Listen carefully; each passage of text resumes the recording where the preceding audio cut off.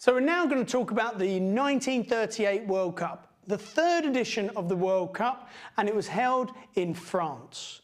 Now, as it was only 1 year before World War II, as you can imagine, there was a lot of political tension in the region at the time. Due to this, there were some boycotts at the tournament, much like the 1934 World Cup, but not all of it was political.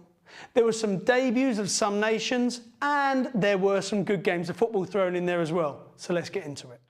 Following on from this political unrest, as we remember, the 1934 World Cup was highly political. Held in Italy, Mussolini's Italy, the fascist regime saw the tournament as an opportunity to really showcase the strength of their ideology and the strength of the country. Mussolini saw this tournament, also in Europe, but in neighbours France, as an opportunity to show how the Italian team really are the dominant nation in world football. The team were known as the Black Shirts, as they wore them before the games. They also did the fascist salute before many of the games, and there was a lot of unrest before some of the games by opposition fans, especially in the quarter-final against the hosts, France. Now, let's get into the teams that wanted to take part in this tournament but were unable to. Firstly, Spain. Spain were due to be at the World Cup, but they were in the midst of a civil war, so couldn't take part.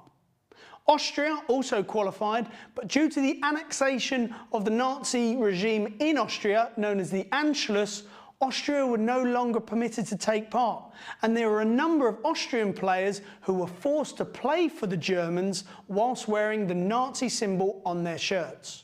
Now, Mussolini, as I've already said, saw this tournament as a great opportunity to show the strength of the Italian football team, to show the strength of the Italian fascist regime. In the 1934 World Cup, there were rumours flying around that Mussolini had told the team, make sure you win, or you face the firing squad. Now, some of this was rumour, some of this was conjecture. We're not certain if this happened or not. However, for the 1938 World Cup, there was the infamous win or die telegram. Mussolini had sent a telegram to the squad, essentially saying, win or face the firing squad. In response to this, some players were asked directly, what does this mean for the team? And many of the players said, no, everybody's got the wrong idea of what Mussolini was saying. It was simply a good luck message. God knows what a bad luck message looked like. This tournament also marked the tournament with the least non-host continent teams in it. Basically what this meant was most of the tournament was made up of European teams. There were only 3 teams in the whole tournament that weren't European. Firstly, there were Brazil, who lit up the tournament with their entertaining style of football, as they do nearly every tournament. Then there were Cuba, who made their debut, and then there was the Dutch East Indies, now known as Indonesia, the first Asian team to join the World Cup tournament. There could have been more South American teams taking part, but once again there was a boycott. Uruguay were very upset that the tournament was once again held in Europe, like it was in 1934, so they decided to boycott, and Argentina joined them. Following on from these boycotts, USA and Mexico had joined the qualification process, but then halfway through decided to pull out. And then lastly, eagle-eyed viewers will notice, once again, England weren't taking part in this tournament. They didn't take part in 1934, and they didn't take part in 1930. The main reason for this, the FA decided to leave FIFA and didn't rejoin FIFA until after World War II. The 12 European teams were Belgium, Czechoslovakia, Germany, with some Austrian players in it, the Netherlands, Norway, Poland, Romania, Sweden, Switzerland, Italy, who were the defending champions, and of course the host France. And then the 3 remaining teams were the 3 non-European teams that I've already mentioned. This was the last tournament to have straight knockout from round 1, like it was in 1934. And this tournament was the last one to have replays in case there was a draw in one of the games. Thank God there were no more 2 games within 24 hours. Much like the 1934 World Cup, there was an absolute tidal wave of goals. Goals, goals, goals. Nearly every game, it was just a goal fest. On average, there were 4.6 goals a game, compared to 1934 when there was also 4.1 goals a game. Of the 84 goals scored in the 18 games, the biggest scoring games were Sweden beat Cuba 8-0, and that was in the quarterfinals. And in the round of 16, we had the most entertaining game of the whole tournament, arguably the most entertaining game of any World Cup tournament, when Brazil won 6-5 against Poland after extra time. It was 4-4 after 90 minutes. This game, 6-5 to Brazil, had literally everything. It was played on an absolute mudbath of a pitch. Brazil's star striker, Leonidas, scored a hat-trick, and interestingly, his third goal he scored in his bare feet. It was so muddy, he had to take his boots off. In the game, Poland's Ernst Wilimowski scored 4 goals, but was still on the losing team. If that were today, I can see the Instagram post now. Shame about the result, but I scored 1, 2, 3, 4 times. Hashtag onwards and upwards.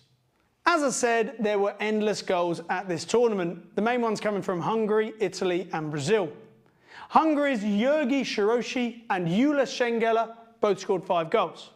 Then we had Italy's Gino Carosi and we had Silvio Piola, also with 5 goals. We had Brazil's Leonidas, who scored 7. And the interesting thing about this guy was he really popularised the bicycle kick. And what's even more interesting, he scored 7 goals up until the quarter-final and then didn't play another game. The one thing this tournament really showed was the Brazilian flair, up against the organised European nations. As these tournaments developed every 4 years, we can really see that countries are showcasing their style of football in the wants of the fans. Now, on to the semi-finals. As we know, Sweden beat Cuba 8-0 in the quarter-finals, and they were playing against the Hungarians in the semi-finals. The Hungarians were massive favourites. After 1 minute, though, Sweden went 1-0 up. After that, though, the Danubian technical style of the Hungarians kicked in, and they ran out 5-1 winners. The other semi didn't have as many goals. It was a tense affair between Italy and Brazil. Brazil felt a little bit hard done by because their star striker, Leonidas, who had scored 7 goals up until the quarter-finals, was injured for the semi-final. As a result, Italy went out 2-1 winners. But most of the fans that watched the games were quite happy about this. Why?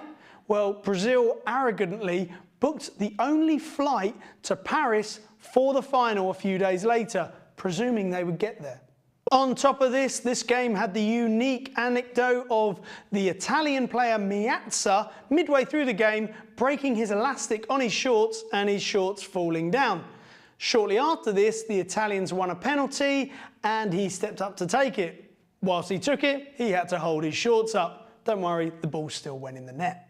This set up the final between the Italians and the Hungarians. And once again, like the rest of the tournament, it was an absolute goal fest. Firstly, Italy went 1-0 up after 6 minutes. Then Hungary made it 1-1 after 8 minutes.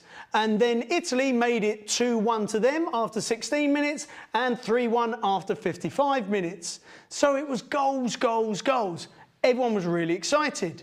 The second half, Hungary put the brakes on a little bit, but they also put a bit of pressure back on the Italians. They made it 3-2 in the 70th minute. However, Italy scored that 4th and important goal to make it 4-2 in the 82nd minute. This meant Italy ran out as World Cup champions again. They were the first country to defend the crown, and luckily for them, avoided Mussolini's firing squad. Hungary's goalkeeper Antal Sabo famously said, "By letting in 4 goals, I've just saved 11 footballers' lives." This was, of course, the last tournament before World War II, and because of the onset of the war, the tournament got paused. The next tournament was in Brazil in 1950. Of course, Italy got to take home the famous Jules Rimet World Cup trophy, and they stored it in a bank vault in Rome. At the onset of the war, Italian FA President and Vice President of FIFA, Ottorino Barassi, realised that the Nazi soldiers, if they occupy Italy, could loot the bank and steal the trophy. Taking it upon himself to protect this gold artefact, he chose to go to the bank himself, smuggle the trophy out, wrap it up in rags and newspapers, and take the trophy home for safekeeping. Barassi was right. The Nazi soldiers did come into Italy, and they were known for looting art and gold. They even raided his house where the trophy was. The thing is, he had the foresight to hide the trophy in a dusty old shoebox under his bed. Luckily for him, the Nazi soldiers were raiding everything, saw the dusty, beaten up old shoebox and thought, there's nothing in there. Turns out it was solid gold, and it was the Jules Rimet World Cup trophy. Luckily for him, they didn't take the trophy. He kept it under his bed until the end of the war. In 1946, he returned the trophy back to FIFA. A story that has largely been lost due to the nature of how long ago it was. Thank you for saving the trophy.